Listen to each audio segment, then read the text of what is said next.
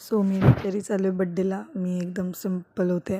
So चेरीची घाई बड्डेला जायची आहे. बड्डे गर्ल खालच्या फ्लोअरला बड्डे होता अनन्याचा. सो तिकडे गेलो होतो मी आणि चेरी. सो चेरीच्या पप्पा बोलले आपण फिरायला पण जाऊया. मग आम्ही जर राऊंड मारून आलो आणि आम्हाला फिशचं जेवण घ्यायचं होतं आमच्या. सो त्यांचा फ्रेंडच आहे तिथे गेलो तर इतक्या साऱ्या फिश लव बर्ड्स खूप सुंदर होते. चेरी फर्स्ट टाईम बघत होता. चेरीला खूप आवडलं. खूप सारे व्हेरायटीचे बर्ड्स होते. रॅबिट होतं. फिश पण इतक्या सुंदर होत्या. ही फिश आहे ही 8,000ची फिश आहे आणि इतकी ॲग्रेसिव्ह आहे. हात दाखवला तरी चावत होती.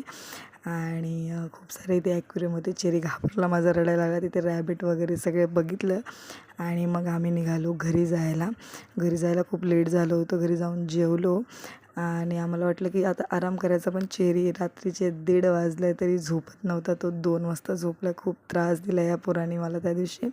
व्लॉग आवडला असेल तर लाईक करा. Thanks for watching.